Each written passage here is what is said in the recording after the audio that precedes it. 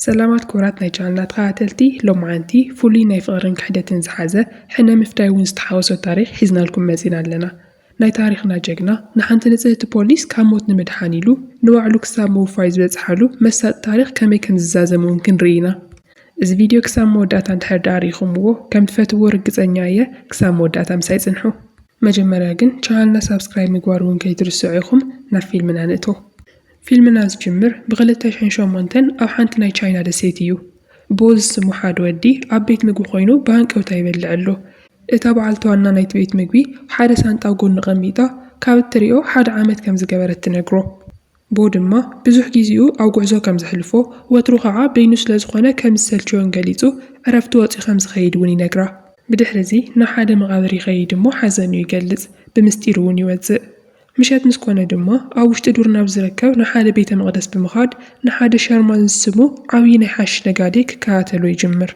شرمان اتم حالو تقولنو زي اللولو كيزي بواو قرميو فيتن فيتو مسراعي بتعم يقرم شعون مسارحي وزيو نمتقعتي الزقاجو بوون بوغانو نتحيزو وزنا برشانطة بحرق عنا بقرمي يدربيو شرمان بنايك التعفى متقعتك وردل ولا كوان تفتنة بوغنا بلوتناي مارشال ارت كيلاس لازنبرة نغلو متقعتو بغليلي مكتو شرمان نعون مقطاليلو بحرق عن دقاقي ميفتن ولا كوان تنبرة بوغنا او اقرو بچات خلات بمقوار بحيال مارنتي وقعو اتموقعتي بغليلو نشرمان يودغو بودما نتمسارح العيلو رأسو بمقراز حيزوون مخادي والسن أبت ساعات ناشرمان سابيتو زخونت ساكي دقاقي ما تدولل ولا كوانتا نورت نسوقنا يملسلان زلو سلازي نصبحيتو ساكي انتا كمستفاد زمن سلام انتا يسلك خمزة يملسل نمفلات بمستر وينجز مرحو ناشرمان ناوش تساوات الأخ إذن في المناجينا زخونة بودما بتعمد أمي وصل زنبرة كوال علو زغل بيت مقوغ إلش يجمر يخون مبر عبد خوابي عبي نفاسي مد سلازنا برخعة كل سفر يحون سلازنا بره مزحت يوم بيت مقوتات عاد يوم نيرو بز مغنيات تسفى غوريزونا تقعزان كالو حانت قوال كاو أم تورد كتفل عبد العلو أم كوينا يريئة بزوح كيدون قويت كعا بهان دبت ميزانا سحيطة نام مريت كتودغ تغرب أبطاني موداتا ساعتكن بونا وأغريبو كابت حاد قايد حنا إذا قوال بتعمس لسن بدت نتقدمو تقديدو زنبار خدانو حزوين دقاقي ما تغدو قورو مسترقاقعت كنا ناب قزاات وستمو نتجاكيتو كسافيلو مرفع انفتلن تهوو أبت قزاوشتي بو نايزا قوال سما هولي كم زخونة أبت دستيت كعا كم بوليس كوين عم تسارح ونيفلت هولي نتناتو بورساخت العلوم كلا بتعم كبير كوينش لزرخابتو أو وشتو انتاي كم زلو تحاتو نسو دما ناي بولين كعشو بتشا خمس خواني نقرا أسلطان خمس خوانة وني قلت ألا بالحرزي هولي اتعلال قيرا سلاز قبرلا صبو نجر كما مسكن خون كعا مقوي مسان خبل تقدمو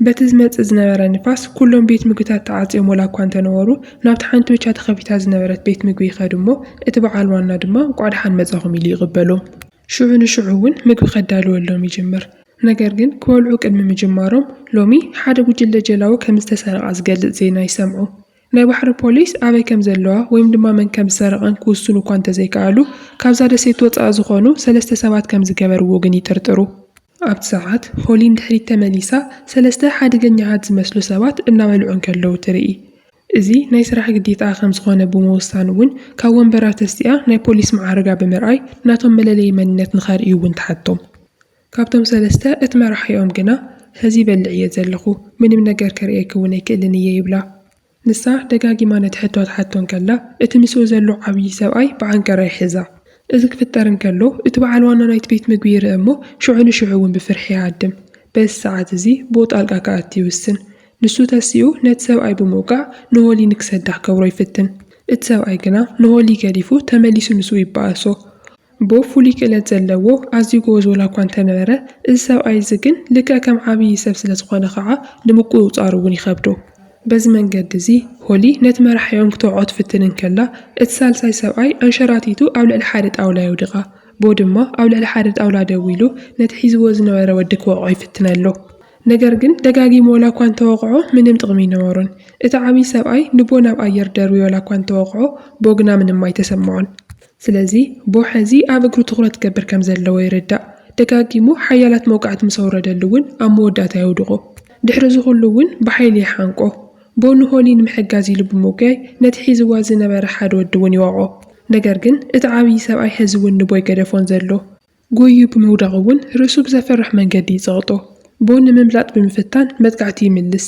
እቲ ዓብይ ሰብኣይ እንደገና ክሕዞን ከሎ ቦ ድማ ካሊእ ሓያል ማህረንቲ ብምውራድ እንደገና ናብ መሬት የውድቆ በዚ እዋን እዚ እቲ መራሒኦም እቲ ዝበልዖ ዝነበረ ምግቢ በሊዑ ስለ ዝወደአ ናብቲ ባእሲ ክሕወስ ይግደድ መጀመርያ ምስ ተቐዲሙ ተዳልዩ ዝነበረ ቦ ይባስ ቦ ድማ ኣብ ልዕሊኡ ብዙሓት ሓያላት መውቃዕትታት ከውርድ ይጅምር ልክዕ ከምቶም ሰባቱ እቲ መራሒ ሓያል ፃዕሪ ዋላ እኳ እንተገበረ ቦ ግና ኣብ መላእ እቲ ቤት ምግቢ ፋሕ ብትን የብሎ እቲ እናበልዖ ዝነበረ ምግቢ እውን ተመሊሱ ከም ዝተፍኦ ይገብሮ በዚ ሰዓት እዚ ድማ እቲ በዓል ዋና ናይቲ ቤት ምግቢ ምስ ክልተ ፖላዊስ ኮይኑ ይመጽእ ንሱ ነቲ ኩነታት ንምርግጋዕ ናይ ካራቴ ክዳን ተኸዲኑ ይመጽእ ነይሩ ነገር ግን እቲ ቤት ምግቢ ሙሉእ ንሙሉእ ዓይኒ ይጸኒሕዎ ብድሕሪ እዚ ሆሊ ብዛዕባ ዝተፈጸመ ነገር ቃሉ ንክህብ ኢላ ንቦ ናብቲ ፖሊስ ጣብያ ምስኣ ንኽከይድ ትሓቶ በቲ ካልእ ገጽ ድማ ኣብቲ ሰዓት እሱ ዊንግን ሰባቱን ናብቲ ናይ ሸርማን ቤተ መቕደስ ይበጽሑ ሽዑ እቶም 4 ናይ ሸርማን ሓለውቲ ነንባዕሎም ተኣሳሲሮም እቲ መሕዘኒ ሸርማን ድማ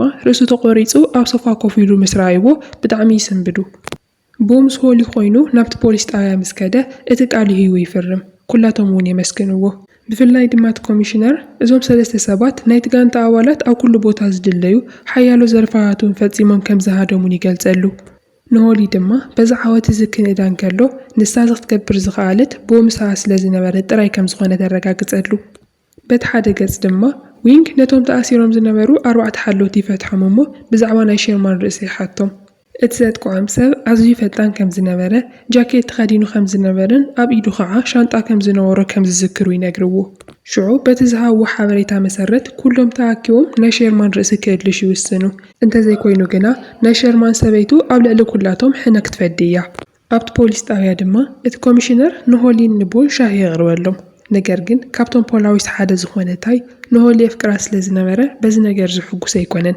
በዚ ምኽንያት እውን ዘይረትዓው ዝኾኑ ሕቶታት ደጋጊሙ ክሓትት ይጅምር ቦ ኣብዛ ደሰይቲ እዚኣ 2 መዓልቲ ብቻ ጸኒሑን ከሎ ከመይሉ ንኸምዚኦም ዝበሉ ሓደገኛታት ክስዕሮም ከም ዝኽእል ይሓትት ቦ ዝሓብኦ ዝኾነ ነገር ከም ዘሎ ብምጥርጣር እውን ንሆሊ ከጠንቅቓ ይፍትን ሆሊ ግና ንናይታይ መጠንቀቕታታት ብዙሕ ግዲ ከይሃበቶ ቦ ምሳኣቶም ምግቢ ንምብላዕ ትወስዶ በቲ ካልእ ገጽ ድማ ዊንግን ሰባቱን ነቲ ናይ መራሒኦም ርእሲ ቆሪጹን ኣብ ሻንጣ ሒዙ ዝኸደ ሰብ ንምእላሽ ኣብ ኩሎም ሆቴላት ክእልሹ ይጅምሩ ነገር ግን እቲ ብጣዕሚ ዝደልይዎ ዘለዉ ሰብ ኣብ ፖሊስ ጣብያ ማእኸል እዩ ዘሎ ኢሉ ግን ማንም ዝገመት ኣይነበረን ኣብቲ ናይ ምሳሕ ሰዓት ቦ ኣዝዩ ብዝገርም ፍጥነት ይበልዕ ስለ ዝነበረ ምግቢ ወዲኡ ናብ ናይ ካልኦት ምግቢ ክሰጋገር ይጅምር ነገር ግን እቲ ዝተሰርሐ ምግቢ ከዓ ስለ ዘየለ ካብኡ ወፃኢ ተወሳኺ ምግቢ ከም ዘየለ ይነግርዎ ሽዑ ቦ በዚ ከይተሰናኸለ ነቲ ፍሪጅ ከፊቱ እንቋቑሖን ኣሕምልትን ይወስድ ብሉፅ ክእለት ተጠቒሙ ከዓ ምግቢ ክሰርሕን ክትክአሎምን ይጅምር ኣብ ሓፂር ደቂቓ ውሽጢ ቦ እቲ ምግቢ ሰሪሕ ይውድእ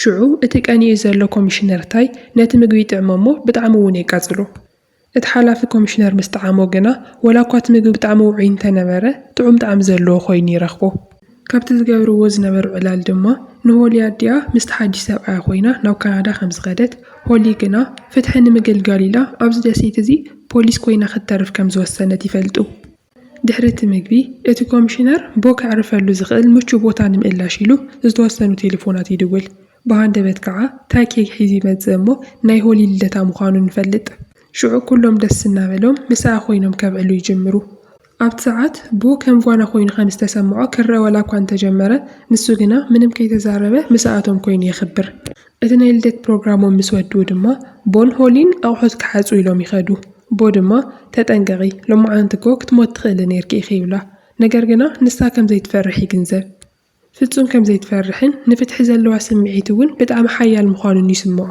ሆሊ ናይቲ ዘረባ ርእስቲ ብምቕያር እቲ ክሳድካ ዘሎ ናይ ሓርማዝ ስኒ ዕድሚኡ ክንደይ እዩ ኢላ ትሓቶ ቦ ድማ ናይ ተኹላ ስኒ ከም ዝኾነ ይምልሰላ ኣብ ክሳዱ ዝገበረሉ ምኽንያቱ እውን ተኻሉ ናይ ነፍሳት ሓለውቲ ከም ዝኾኑ ከም ዝኣመንን ከም ዝከናኸኑን ይገልጸላ ሽዑ ሆሊ በቲ ናቱ መልሲ ክትቀልደሉን ከላ ንሱ ድማ ንባዕልኺ ንገዛ ርእስኺ ዝያዳ ክትከላኸል ትኽእልሉ ዝተወሰኑ መንገድታት ከም ረክዶ ኢሉ ይሓታ ነፃ ናብ ዝኾነ ቦታ ብሓደ ምስ ከዱ ሆሊ ብጣዕሚ ዘስሕቑ ምንቅስቓሳት እናገበረትን ከላ ቦ ድማ ብክሳዳ ሒዙ ካብ ከምዚ ዝበለ ምንቅስቓስ ከመይ ኢላ ክተምልጥ ከም ትኽእል ይምህራ ሕዚ እውን እናደጋገመት ንባዕላ ትከላኸለሉ መንገዲ ክተሪኦ ትፍትን ኣብ መንጎ ዝን ከለዉ ታይ ናብኣቶም ይመጽእ እሞ ብፍጥነት እውን ይፈላለዮም ናብ ቦ እናጠመተ እዚ ፖሊስ ጣብያ ማዕቐቡ ድዩ ዝመስለካ ካብዚ ኺድ ንሕና ስራሕ ኣለና ንዓኻ ዝኸውን እውን ግዜ የብልናን ኢሉ ይነግሮ።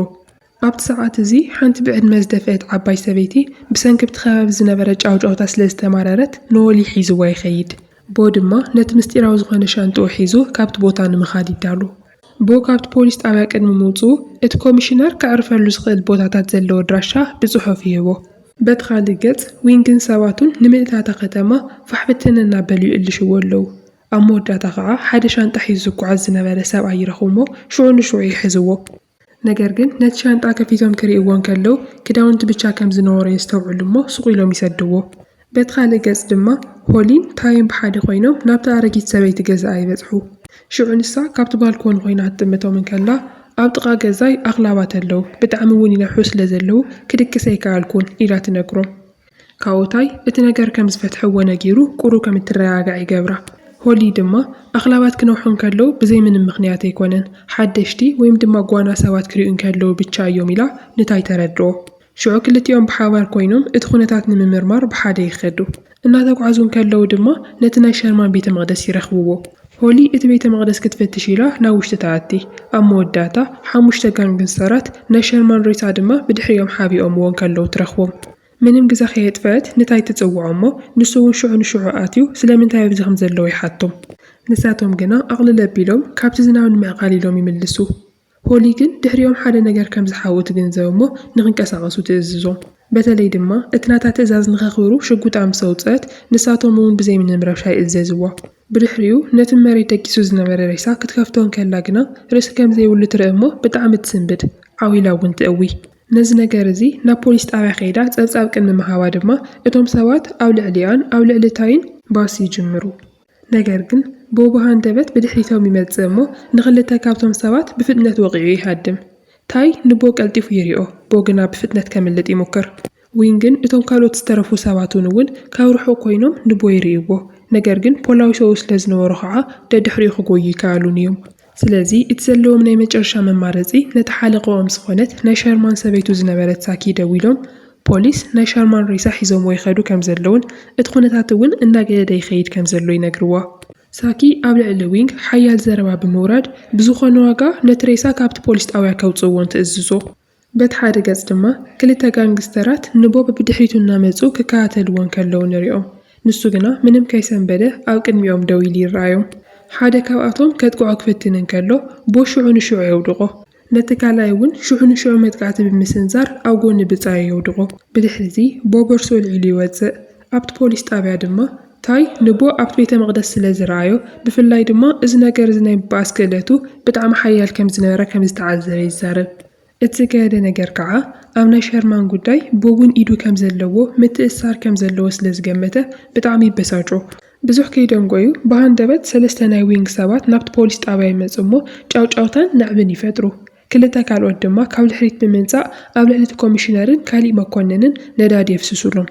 ሽዑ ዝኾነ ሰብ እንድሕር ዳኣ ተንቀሳቒሱ ነቶም ፖላዊስ ብሓዊ ከም ዘቃጽልዎም ይፈራርሑ። እቲ ኮሚሽነር ሓንቲ ጥይት እንተተኲሶም ንዕኡ ክቐትልዎ ስለ ዝኽእሉ ኩሎም ብረቶም ንኸውርዱ ይእዝዝ።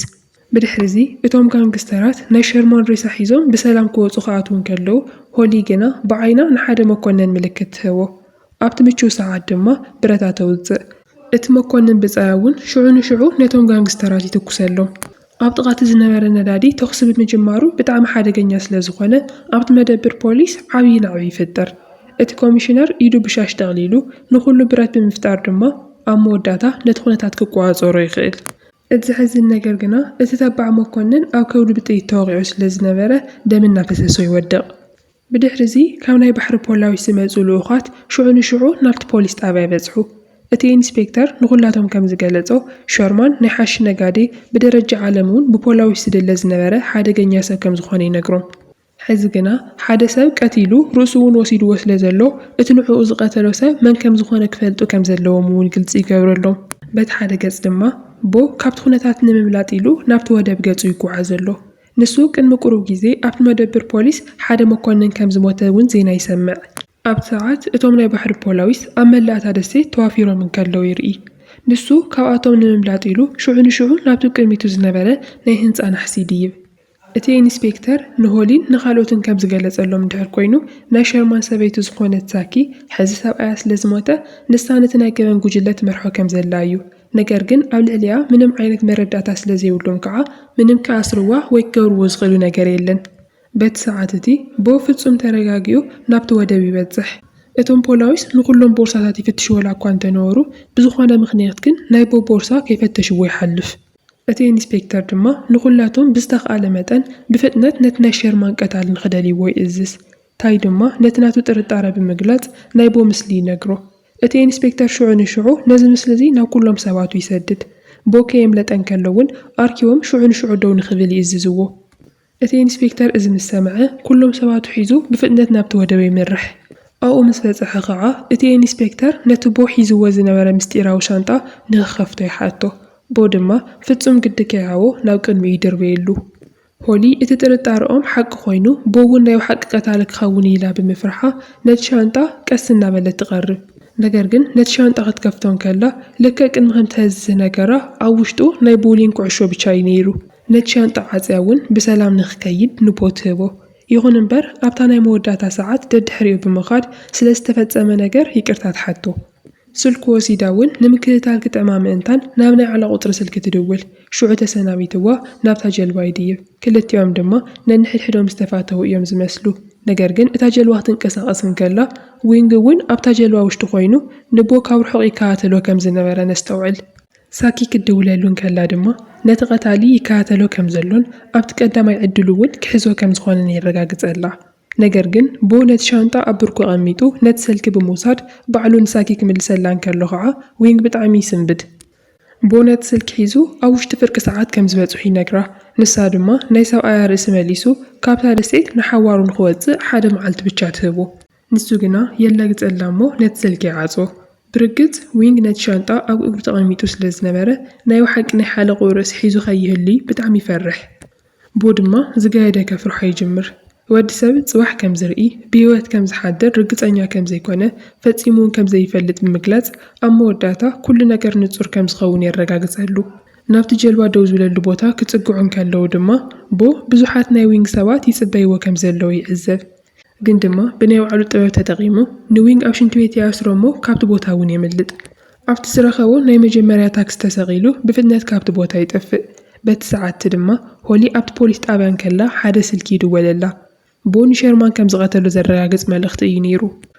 ቦ ጽርግያ እናተሻገረን ከሎ ብመኪና ተወቂዑ ስለ ዝነበረ እቲ ሻንጣ ተኸፊቱ እቲ ናይ ሸርማን ርእሲ እውን ኣብ ውሽጢ ናይ ቦሊን ኩዕሾ ተራእዩ ስለ ዝነበረ እዩ። ነገር ግና ቦ ተላዒሉ ነቲ ሻንጣ እውን ብፍጥነት ሒዝዎ መሊሱ ይሃድም። ኣብቲ ሰዓት ሆሊ ሕስብ ኣቢላ ናይ ቦ ስልኪ ቁፅሪ ከም ዘለዋ ትዝክር። ነገር ግን ክድውለሉ ከም ዘለዋ እውን ርግጸኛ ኣይነበረትን። በቲ ካልእ ገጽ ቦ እቲ ፊልሚ ክጅመርን ከሎ ኣብ መጀመርያ ይበልዐሉ ዝነበረ ቤት ምግቢ ይምለስ። እታ በዓልቲ ዋና ድማ ዕረፍቱ ከም ዝወድአ እንደገና ካብዛ ደሴት እዚኣ ክወፅእ ምዃኑ ካብ ገጹ ትርዳእ። በቲ ሓደ ገጽ ድማ ሆሊ ሕዚ እውን ብጥርጣረ ናብ ናይ ቦ ስልኪ ቁፅሪ እናጠመተት በቲ ጎደና ትጓዓዝ ዘላ። ብሃንደበት ክልተ ሰባት መጥቃዕቲ እውን ይሰዱላ እሞ ውናኣ ከም ትስሕት ይገብርዋ። ድሕሪ ዝተወሰነ ደቓይቕ ናይ ቦ ስልኪ ብናይ ሆሊ ስልኪ ቁፅሪ ገይዱ ይድወል። ሳኪ ንሆሊ ጨውያ ኣብ ሓደ ፍሉይ ቦታ እንጠልጢላታ ከም ዘላን ንዓኣ ንምድሓን ኢሉ ክመጽእ ከም ዘለዎን እውን ይግንዘብ። ሆሊ ድማ ብጣዕሚ እናተናደደት ቁሩብ ጸኒሓ ንሳኪ ንባዕላ ከም እተኣስራ ትነግራ። ሳኪ ድማ ንቦኸ ንሰብኣየ ብምቕታሉ ርእሱ እውን ብምቑራፁ ክተኣስርዮ ዲኺ ኢላ ትሓታ። ናይ ሆሊ መልሲ ሕጊ ዝጠሓሰ ዝኾነ ይኹን ሰብ ብዘየገድስ ክእሰር ከም ዘለዎ ብጽኑዕ ትነግራ።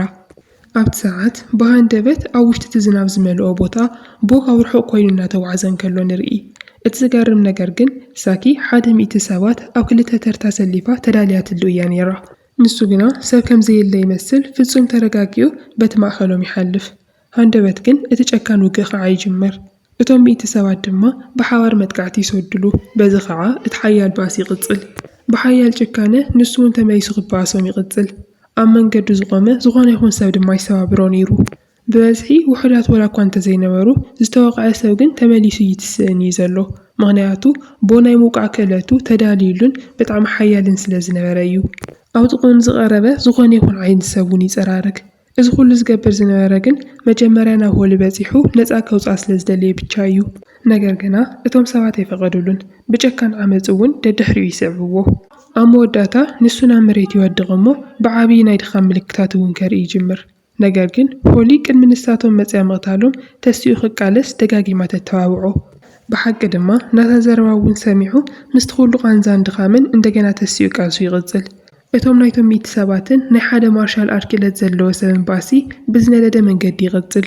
ንሱ ነቲ ከቢድ ቃንፃ ተፃዊሩ ንኹላቶም ሓደ ብሓደ የፅንቶም። ሓደ ጥራይ ምስ ተረፎ ድማ ሓይሉ ኣኪቡ ከቢድ መውቃዕትታት ብምስንዛር ኣብ ጎኒ ብፆት የውድቆ። በዚ እዋን እዚ ሳኪ ነቲ ሰብኣያ ዝቐተለ ሕነ ንምፍዳይ ኢላ ሂወቱ እውን ንምውሳድ ካራኣ ሒዛ ናብኡ ክትቀርብ ትውስን። ንሳ ልክዕ ከምቲ ንሱ ኣብ ልዕሊ ሸርማን ዝገበሮ ርእሱ ክትቆርፆ እያ ትደሊ ዘላ። ነገር ግን ቦ ኣብታ ናይ መወዳእታ ሰዓት ነቲ መጥቃዕቲ ልጊሱ ነቲ ካራ እውን ካብ ኢዳ የመንጥላ። በቲ ሓደ ገጽ ድማ ሆሊ ንባዕላ ነፃ ንምውፃእ ኢላ ብኩሉ መንገዲ ትፍትን ዋላ እኳ እንተነበረት ኩነታታ ግና ኣዝዩ ከቢድ እዩ ነይሩ።